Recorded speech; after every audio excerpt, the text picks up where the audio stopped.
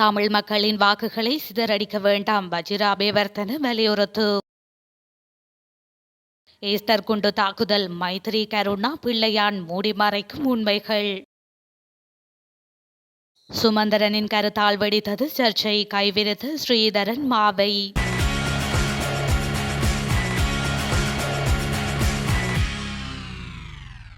கச்சதீவை திரும்ப தர வேண்டும் என்ற கோரிக்கை இந்தியாவிடமிருந்து இதுவரை எழவில்லை என்று இலங்கையின் நீர்வளங்கள் மற்றும் தோட்ட உட்கட்டமைப்பு அபிவிருத்தி அமைச்சர் ஜீவன் தொண்டமான் தெரிவித்துள்ளார். அண்மையில் பெரும் பேசுபொருளாக மாறியுள்ள கச்சதீவு விவகாரம் குறித்து கருத்து தெரிவிக்கும் போதே அவர் மேற்கண்டவாறு கூறியிருந்தார். இது தொடர்பாக அவர் மேலும் கருத்து தெரிவிக்கையில், காங்கிரஸ் ஆட்சியின் போது இலங்கைக்கு தாரை வார்த்ததாக பிரதமர் மோடி தெரிவித்துள்ளார். மேலும் காங்கிரஸ் கட்சியை எப்போதும் நம்ப முடியாது என்றும் அவர் குற்றம் சாட்டியுள்ளார். இதனை அடுத்து இந்திய அரசியலில் கச்சதீவு விவகாரம் தற்பொழுது பூதாகரமாக கிளம்பியுள்ளது. 1974 ஆண்டு செய்து கொள்ளப்பட்ட இலங்கை இந்திய ஒப்பந்தத்தின்படி கச்சதீவு இலங்கையிடம் ஒப்படைக்கப்பட்டது குறிப்பிடத்தக்கது. கச்சதீவு விவகாரம் தொடர்பாக இந்தியா இதுவரை எந்தவித அதிகாரப்பூர்வ தகவலையும் இலங்கைக்கு அனுப்பவில்லை. தவிரவும் கச்சதீவை திரும்ப தர வேண்டும் என்ற கோரிக்கை இந்தியாவிடமிருந்து இதுவரை எழவில்லை.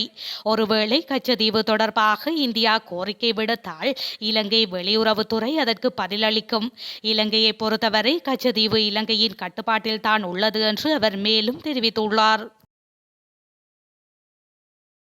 எதிர்வரும் அதிபர் தேர்தலில் தமிழ் பொது வேட்பாளரை போட்டியிட வைத்து தமிழ் மக்களின் வாக்குகளை சிதறடிக்க தமிழ் கட்சிகள் முயற்சிக்க கூடாது என்று ஐக்கிய தேசிய கட்சியின் தவிசாளரும் நாடாளுமன்ற உறுப்பினருமான வஜிர அபேவர்த்தன வலியுறுத்தியுள்ளார். தெற்கில் அதிபர் தேர்தல் விவகாரமும் வடக்கில் தமிழ் பொது வேட்பாளர் விவகாரமும் தற்போது சூடுபிடித்துள்ளன. இது தொடர்பில் வஜிர அபேவர்த்தன எம்பி கருத்துரைக்கும் போதே மேற்கண்டவாறு கூறியுள்ளார். அவர் மேலும் தெரிவிக்கையில், அதிபர் ரணில் விக்ரமசிங்க அதிபர் தேர்தலை உரிய நேரத்தில் நடத்தியே தீருவார்.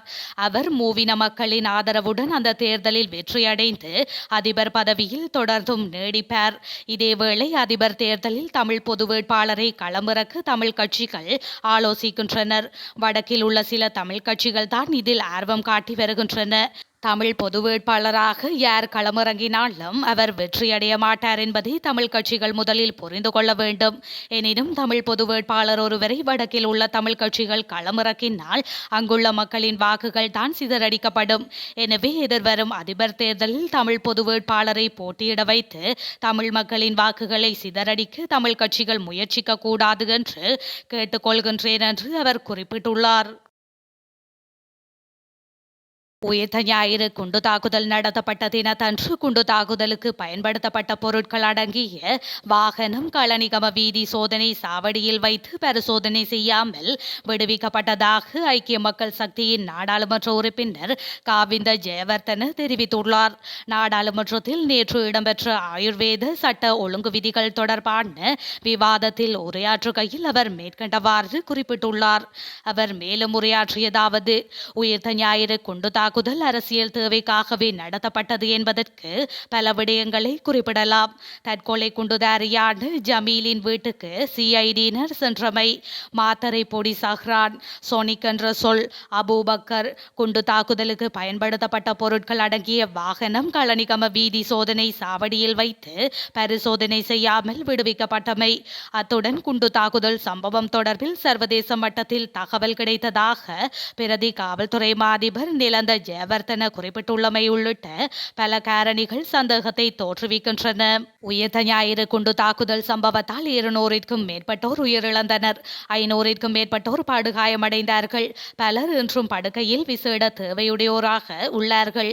இவர்களின் நிலையை கண்டு மைத்ரிபால ஸ்ரீசேனவுக்கு மனவேதனை என்பதொன்று இல்லையா? இந்த சம்பவத்தின் பிரதான சூத்திரதாரி தொடர்பில் அவர் சொன்னார், இவர் சொன்னார் என்று மைத்ரிபால ஸ்ரீசேன சிறுபிள்ளை போல் பேசுகின்றார். உண்மையை மக்கள் மத்தியில் பகிரங்கப்படுத்த அவருக்கு தத்துணிவு கிடையாது. அரசியல் நோக்கத்துக்காகவே குண்டு தாக்குதல் நடத்தப்பட்டது. தற்போது பிரதான சூத்திரதாரியும் அரசியல் நோக்கத்துக்காகவே பாதுகாக்கப்படுகின்றார் எனவும் அவர் மேலும் தெரிவித்துள்ளார். ஸ்ரீலங்காவில் இந்த வருடத்தின் இறுதி காலாண்டில் இடம்பெறலாம் என எதிர்பார்க்கப்படும் அரச தலைவர் தேர்தலை மையப்படுத்திய தென்னிலங்கை கட்சிகளின் வியூகங்கள் ஆரம்பித்துள்ள நிலையில் இந்த வாரம் ஜேவிபி தலைமையிலான தேசிய மக்கள் சக்தி யாழ்ப்பாணத்தில் முக்கிய சந்திப்புகளை நடத்த திட்டமிட்டுள்ளதாக கூறப்படுகின்றது. இந்த பின்னணியில் தமிழரசு கட்சிக்கும் தேசிய மக்கள் சக்திக்கும் இடையில் ஒரு சந்திப்பு இடம்பெற உள்ளதாக கூறப்படுகின்ற போதிலும் இவ்வாறான சந்திப்பு இடம்பெறுவது குறித்து தமக்கு எதுவும் தெரியாது என கட்சியின் தலைவர் மாவை சேனாதிராஜாவும் புதிய தலைவராக தெரிவு செய்யப்பட்ட சிவஞானம் ஸ்ரீதரனும் தெரிவித்துள்ளனர். இரண்டு கட்சிகளுக்கும் இடையிலான சந்திப்பு அடுத்த வாரம் இடம்பெற உள்ளதாக சுமந்திரனால் தெரிவிக்கப்பட்டதாக கூறப்பட்ட நிலையிலேயே தனியார் ஊடகம் ஒன்றிற்கு இந்த விடயத்தை இருவரும் பகிரங்கப்படுத்தியுள்ளனர். நாடாளுமன்ற உறுப்பினர் சுமந்திரன் கொழும்பில் உள்ளதாகவும் அவருடன் தாம் கலந்துரையாடல்களை நடத்தவில்லை எனவும் அவர்கள் கூறியுள்ளனர். ஈஸ்டர் குண்டு தாக்குதல் சம்பவம் தொடர்பில் மைத்ரிபால ஸ்ரீசேன, கருணா அம்மான், பிள்ளையான் ஆகிய இவர்களுக்கிடையில் ஏதோ ஒன்று மறைந்திருக்கின்றது. இவர்களை விசாரித்தால் உண்மை வெளிவரும் என முன்னாள் நாடாளுமன்ற உறுப்பினர் சீனி தம்பி யோகேஸ்வரன் தெரிவித்துள்ளார். மட்டக்களப்பில் நேற்று ஊடகங்களுக்கு கருத்து தெரிவிக்கையில் அவர் இவ்வாறு தெரிவித்துள்ளார்.